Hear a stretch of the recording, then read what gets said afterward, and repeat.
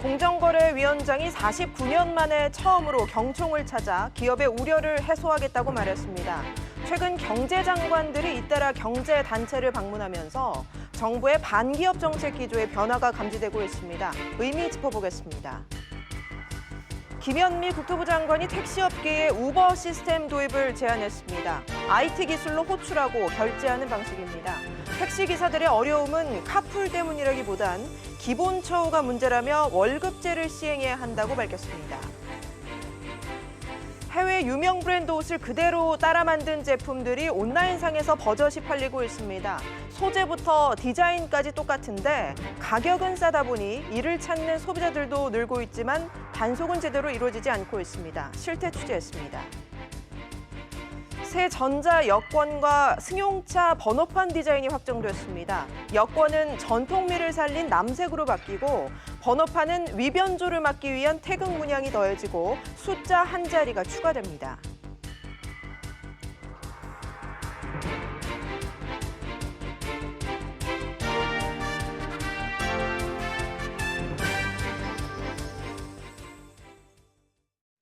여러분 안녕하십니까? 김상조 공정거래위원장이 경총을 방문해 재계의 목소리에 귀를 기울였습니다. 공정위원장의 경총 방문은 이번이 처음인데요. 어떤 이야기가 오갔는지 먼저 정광윤 기자가 보도합니다. 김상조 공정거래위원장과 송경식 경총회장이 만났습니다. 악수로 간담회를 시작하면서 김 위원장은 너무 늦게 찾아와 죄송하다고 말했고 손 회장은 중요한 위치에 계신 분이니까 재계의 다른 문제도 말씀드리겠다며 운을 띄었습니다. 이어진 간담회는 비공개로 1시간가량 진행됐습니다. 회동에서는 공정거래법 개정안과 최저임금법 시행령 개정안 등 재계가 우려하는 사안에 대한 허심탄회한 의견 교환이 있었던 것으로 전해졌습니다. 공정거래법 전부 개정이 흔히 오해되는 바와 같이 기업 옥죄기 위한 그런 취지로 개정을 추진하고 있는 것이 아니라 기업들을 보호하고 또 혁신을 할 수 있도록 지원하는 내용들도. 최근 경총은 총수 일가의 사익 편취를 규제하고 공정위 조사 권한을 일부 내려놓는 내용의 공정거래법 개정안이 기업을 옥죄다며 비판한 바 있습니다. 손 회장은 이에 대해 공정위가 기업 사정을 감안해야 한다며 뼈 있는 말을 건넸습니다. 여러 가지 우리 공정거래법 관계 입법 활동이 지금 추진되고 있는데 좋은 성과를 내도록 좀 우리 위원장님께서도 우리 기업의 사정을 좀 깊이 감안하셔가지고 처리해 주시기를 바랍니다. 오늘 만남은 김 위원장이 손 회장에게 먼저 제안해 성사됐습니다. 경총은 만남 후 공식 자료를 내고 앞으로 공정거래법 개정안 등 정책 현안에 대해 협력해 나가겠다고 밝혔습니다. SBS CNBC 정광윤입니다. 네, 앞서 보신 것처럼 공정거래위원장이 전국경영자총회협회 경총을 찾은 건 이번이 처음입니다. 한때 정부로부터 외면당하고 있다는 평가까지 나왔던 경총을 이제는 대화 상대로 인정했다는 해석까지 나오고 있는데요. 정부와 재계 사이의 분위기가 급격하게 바뀌고 있습니다. 이 내용 취재 기자와 짚어보겠습니다. 이강호 기자 나와 있습니다. 자, 이 기자. 네. 최근 경총을 찾는 정부 관계자가 좀 늘고 있죠? 네, 그렇습니다. 오늘 앞서 보신 김상조 공정거래위원장이 경총을 찾기 전에도 벌써 사흘 전에 이미 임서정 고용노동부 차관이 경총을 찾았습니다.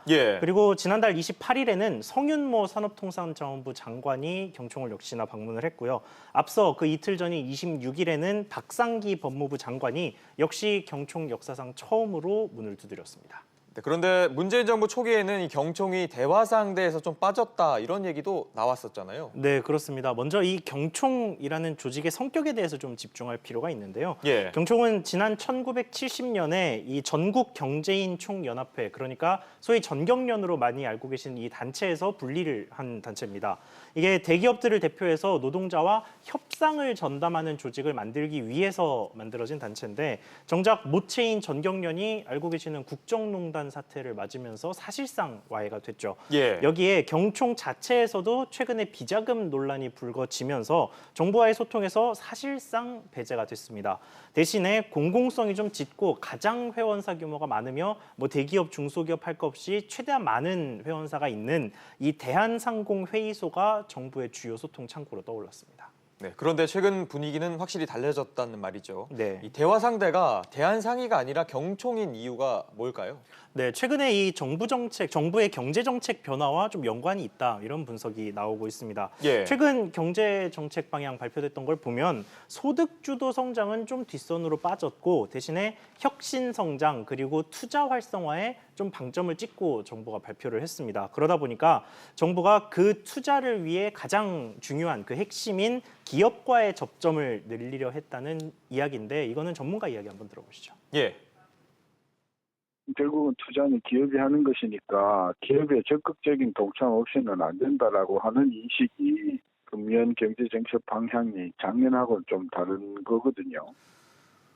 네, 뭐 앞서 리포트에서도 봤지만 오늘 김상조 위원장과 송경식 경총 회장이 대안 난로를 좀 살펴보면 공정거래법을 좀 다루겠다, 그리고 손질을 하겠다, 뭐 이런 얘기들이 나오는 거잖아요. 네. 앞으로 어떤 전망 엿볼 수 있을까요? 네, 오늘은 이제 공정거래법 개정안으로 이야기를 좀 나눴는데 이게 이번에 김상조 공정거래위원장이 경총을 찾기 전에 경총에서 미리 전달한 의견서가 무려 100쪽을 넘겼다고 하거든요. 예. 그래서 기업 입장에서는 그동안 하고 싶은 얘기가 정말 많았는데 뭐 대화의 기회가 없었다가 이번에 열린 만큼 그만큼 많은 이야기를 했다는 건데 그래서 앞으로는 이 정부가 대화 의지를 보인 만큼 정부와 기업 사이에 조금 더 다양한 이야기가 오갈 수 있을 것으로 전망이 됩니다.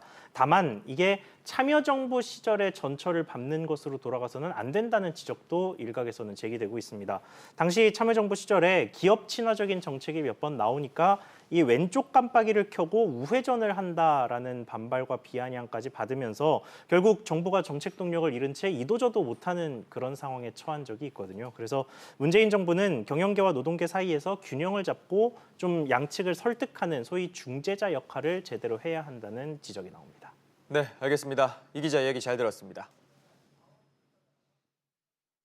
김현미 국토교통부 장관이 택시 기사들의 처우가 문제라며 우버 시스템 도입을 택시업계에 제안했다고 밝혔습니다. 서비스를 고도화해서 운행률을 높이면 택시 기사들의 수입도 늘 것이라는 설명입니다. 이한승 기자가 보도합니다.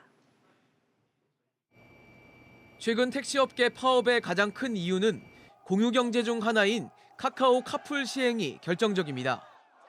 카풀 이용자가 늘면 택시 승객이 줄어 수입이 감소한다는 이유에서입니다. 이에 대해 김현미 국토교통부 장관이 한 라디오 프로그램에 출연해 택시 기사들의 어려움이 카풀 때문이 아닌 처우 문제 때문이라고 지적했습니다. 처우에 있어서 산악금제를 중심으로 되어 있는 급여 체계, 이거를 고쳐야 된다고 생각을 합니다. 현재 택시 임금 체계가 회사에 의무적으로 내야 하는 산업금을 낸 뒤 나머지 수익을 가져가다 보니 택시 기사들의 임금이 낮다는 지적입니다. 김 장관은 이 같은 문제를 풀기 위해 택시 서비스의 고도화가 필요하다고 강조했습니다. 택시 업계에도 차량과 IT 플랫폼을 연결해 사전에 예약하고 결제하는 우버 시스템을 도입해야 한다는 겁니다. 김 장관은 인도와 싱가포르에서 우버 시스템을 도입해 운행률이 높아졌다며 운행률이 높아지면 수입이 늘어날 것이라고 내다봤습니다. 저희들이 택시업계 쪽에 이미 몇 개월 전에 제안을 했었죠. 4개 단체의 회의에 갔다 와서 다시 얘기하자 하고 가셔서 지금까지 답을 주고 계시지 않는 상황입니다. 김 장관은 관련법상 출퇴근 시간에는 카풀을 허용할 수 있게 돼 있다며 카풀 서비스 도입을 강행할 의지를 내비쳤습니다. SBS CNBC 이한승입니다. 해외 유명 브랜드 옷을 그대로 따라 만든 제품들이 SNS 같은 온라인상에서 버젓이 팔리고 있습니다. 상표만 안 붙었지 소재부터 디자인까지 똑같은데 가격은 싸다 보니 이를 찾는 소비자들도 늘고 있지만 단속은 제대로 이루어지지 않고 있습니다. 이한나 기자가 취재했습니다. 인터넷 포털 검색창에 유명 의류 브랜드를 검색해봤습니다. 제품 디자인부터 원단까지 그대로 베낀 상품들이 줄줄이 뜹니다. 언뜻 보면 정품과 구분이 안 될 정도입니다. 백화점에서 봤던 신상 코트가 인터넷에 똑같이 올라왔더라고요. 근데 그 디자인은 똑같은데 가격은 거의 한 10분의 1 정도 되니까 전 당연히 카피 제품이더라도 온라인에서 그 제품을 구매를 했죠. 제품을 판매하는 업체를 찾아가 봤습니다. 정품 사다 다 뜯어가지고 패턴을 똑같이 만든 거예요. 원단도 유명 브랜드와 같은 걸 쓴다고 강조합니다. 원단도 지금 사용하고 있는 게 자회사 원단 브랜드예요. 원단이 일단 같아서 조금 더 그런 느낌은 더 잘 잡아줄 수 있어요. 또 다른 판매 업체는 사진과 동영상으로 정품과 비교까지 하고 있습니다. 이들은 상표를 대놓고 위조하지 않았고 은밀히 거래하지도 않아 문제될 게 없다고 주장합니다. 하지만 유명 브랜드 제품을 같은 모양과 크기로 복제해서 만드는 건 엄연한 불법입니다. 모양을 완전히 베꼈다 그러면 사실 이제 위반이긴 하죠. 디자인권이 갖고 계시다면 디자인권 위반이 될 거고, 디자인권이 없으시다 그러면 부정경제 방지법에 있어서 위반이 될 것 같습니다. 유명 브랜드 디자인을 그대로 베낀 상품이 시중에 버젓이 유통되고 있지만 제재나 단속의 손길은 멀게만 느껴집니다. SBS CNBC 이한나입니다. 네, 이 내용을 취재한 이한나 기자가 나와 있습니다. 자세한 얘기 나눠보겠습니다. 이 기자. 앞서 보니까 이런 베끼기 상품들이 적잖이 팔리고 있는 것 같습니다.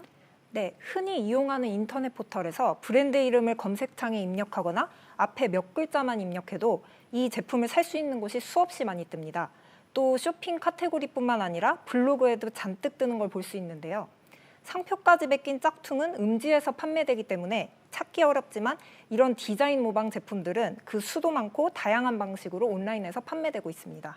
그럼 원래 상품을 만든 기업들, 그러니까 정품을 만든 기업들은 어떤 반응인가요? 우선 대응이 쉽지 않습니다. 워낙 이 판매가 넓게 퍼져 있어서 한 곳에 대응하면 10곳이 새로 생길 정도로 힘들다는 말을 합니다. 무엇보다 단속도 잘 안 되고 처벌을 하더라도 솜방망이 수준이어서 사실상 손을 놓고 있었습니다. 피해 업체의 말 들어보시죠. 네. 한국에 그런 법이 되게 취약해가지고요. 고소까지도 하긴 하는데 거기서 받게 되는 벌금이라든지 그런 게 굉장히 낮아서 판매하는 입장에서는 그걸 감안하고 많이 하시더라고요. 브랜드 피해가 크죠, 저희는 아무래도.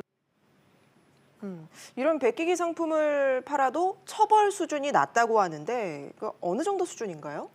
네, 이런 형태 모방을 규제하는 법이 부정경쟁 방지법인데요. 위반하면 3년 이하의 징역, 3천만 원 이하의 벌금형이 최고형입니다. 그러나 실제 법원에서 받는 형량은 이 최고형에 크게 못 미친다고 합니다. 이런 디자인 도용 문제를 전담하는 부처는 이 사실을 알고는 있을 것 같은데 어디에서 담당을 하고 있습니까? 이런 디자인 도용 문제는 특허청에서 관리 감독을 하고 있습니다.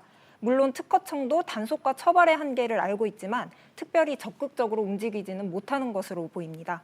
특허청 관계자 이야기 들어보겠습니다. 네.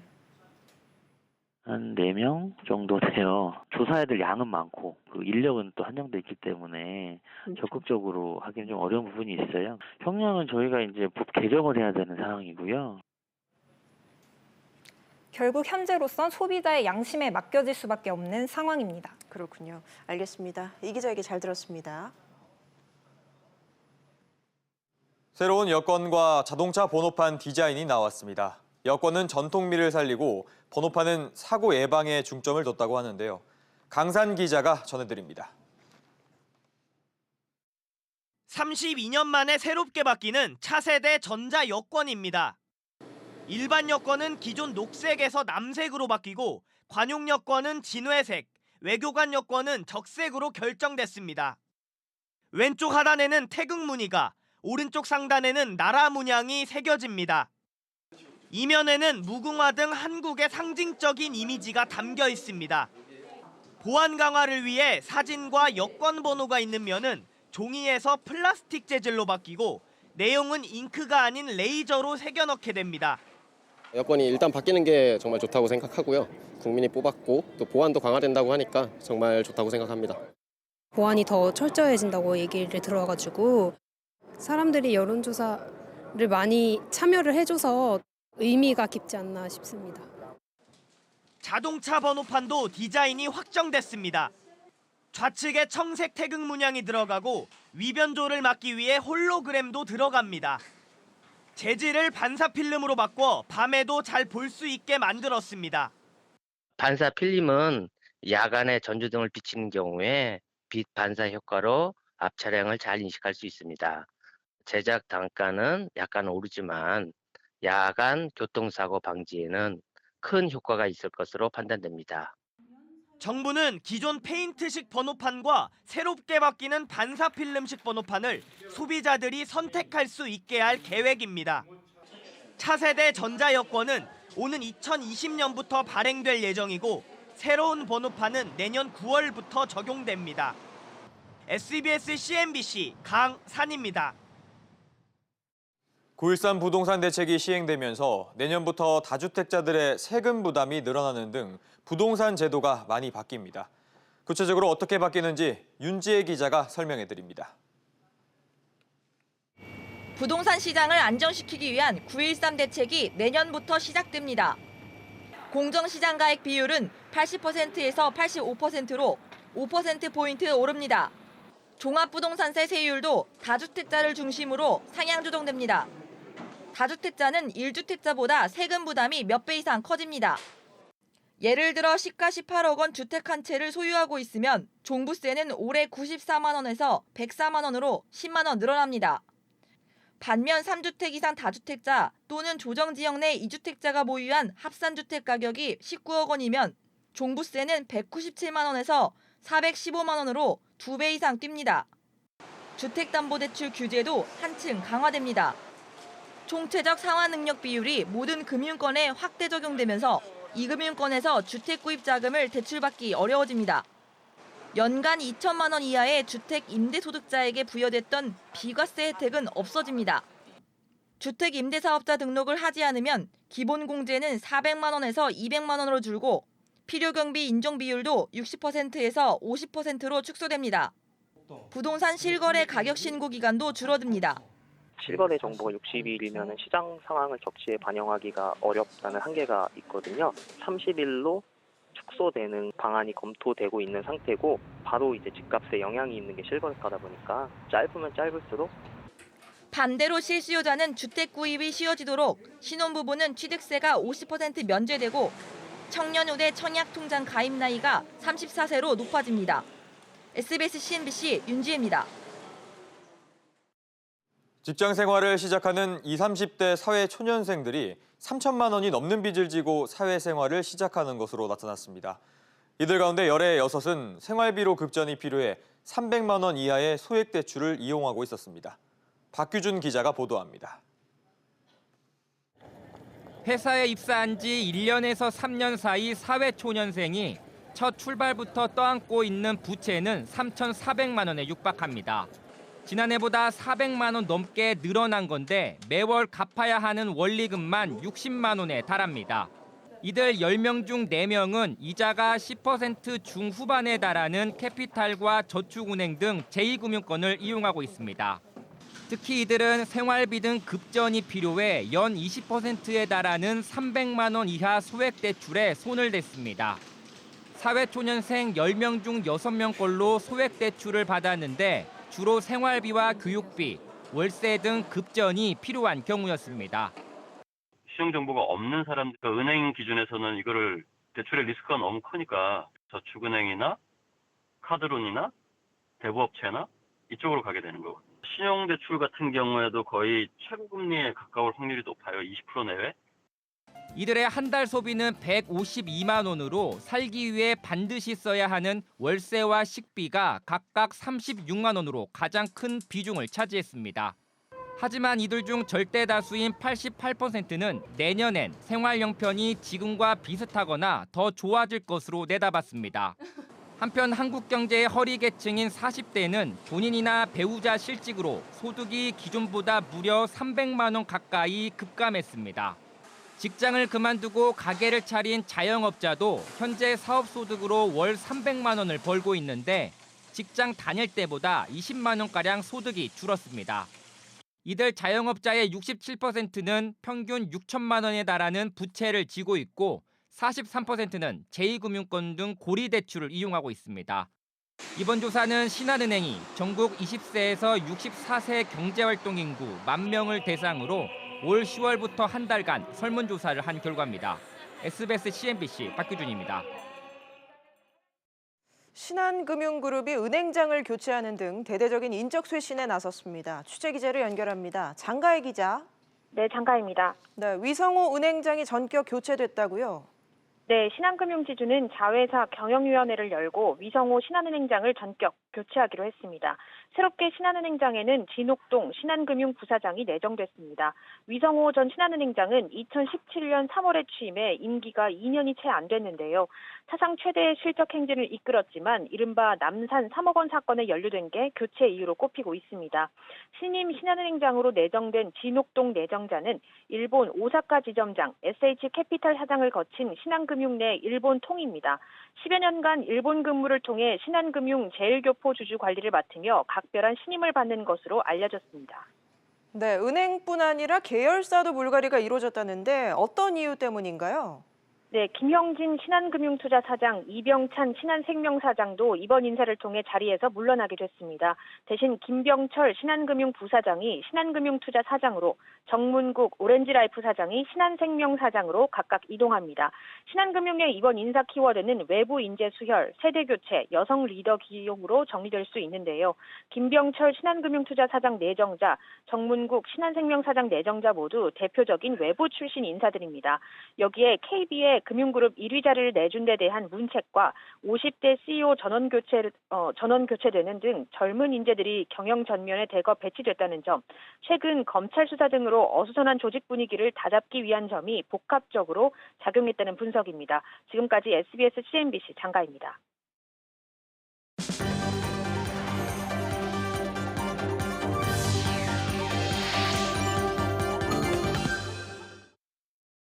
서울이 2년 연속 개인 소득이 가장 많은 것으로 나타났습니다. 통계청 자료에 따르면 지난해 16개 시도 가운데 1인당 개인 소득이 가장 높은 곳은 서울로 2,143만 원으로 조사됐습니다.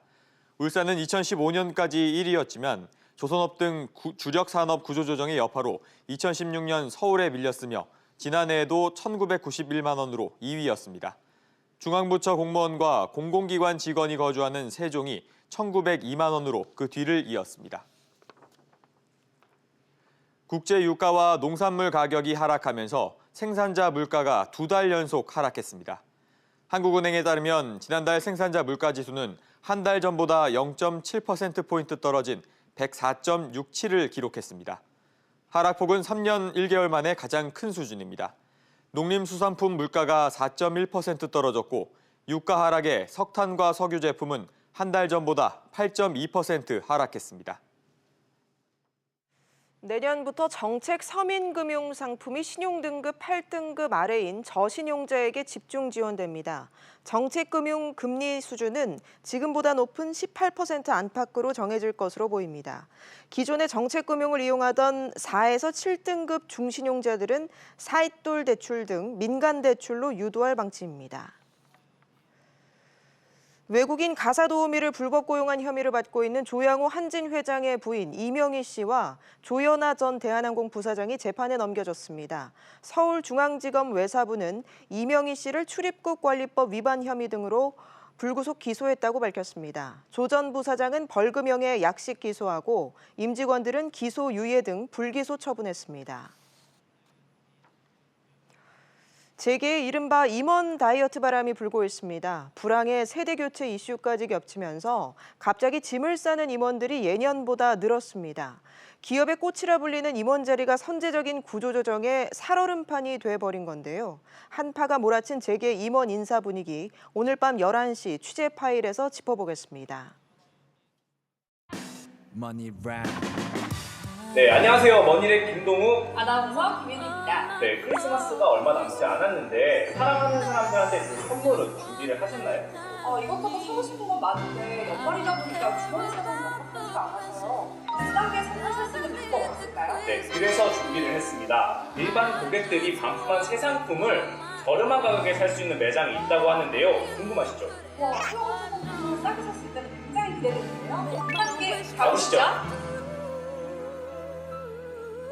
선물도 사야 하고 연말 모임도 나가야 하고 점점 가벼워지는 지갑. 선물이라도 저렴하게 살 수 있는 방법은 없을까? 요즘에 가성비 많이 따지잖아요. 뭐 굳이 새 제품 아니더라도 이제 가격대 저렴하고 해서 이렇게 찾아왔거든요. 머니랩이 찾은 곳은 어디? 바로 반품 매장. 반품 매장이면 중고 아니에요? 소비자 단순 변심으로 백화점 등 정식 매장에서 반품된 것만 모여 있다고요. 아이들 장난감부터 전기밥솥, 가정용품들까지 없는 게 없다. 오, 그럼 얼마나 싼 건가요? 가격은 최대 70%대까지 할인.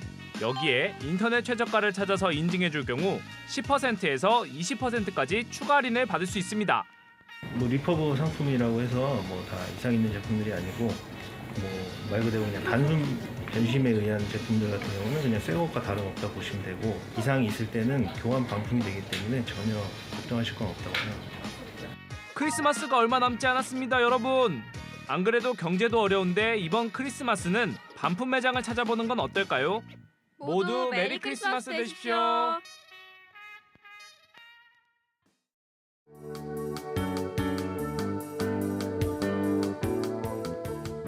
안녕하세요. K웨더 라이프스타일 예보 김단비입니다. 요즘 계속해서 대기질이 좋지 않아 많이 답답하시죠? 오늘은 충청 이남을 중심으로 미세먼지 주의보까지 발령됐는데요. 오늘에 이어 내일도 전국 대부분 지역의 미세먼지 농도 나쁨 단계를 보이겠고요. 강원 영동과 제주도는 보통 단계를 보이겠습니다. 또 수일제 동해안에는 건조특보가 내려진 가운데 대기가 무척 건조하기까지 합니다. 호흡기 관리와 화재 예방에 유의하시기 바랍니다. 내일은 전국에 구름 많겠고 제주도는 밤부터 비가 내리겠습니다. 예상되는 비의 양은 모레까지 제주도와 남해안이 최고 20mm, 그 밖에 남부지방은 5mm 내외가 되겠습니다. 중부지방 서울과 수원의 아침 기온 2도, 낮 기온은 10도로 평년 기온을 웃돌며 큰 추위는 없겠습니다. 동해안도 예년보다 온화하겠습니다. 낮 기온은 10도에서 12도의 분포를 보이겠습니다. 남부지방 전주의 아침 기온 4도, 낮 기온 11도가 예상되고요. 대구는 3도에서 시작해서 한낮에는 14도까지 오르겠습니다. 일요일 오후부터는 북서쪽에서 찬 공기가 유입되면서 기온이 큰 폭으로 떨어지겠는데요. 다음 주 월요일에는 아침 기온 영하 7도를 보이며 다시 강한 추위가 찾아오겠고요. 크리스마스인 화요일에는 평년 수준을 회복했다가 목요일부터는 당분간 큰 추위가 찾아올 전망입니다. 날씨였습니다. 뉴스프리즘 여기서 마치겠습니다. 편안한 주말 보내시기 바랍니다. 고맙습니다.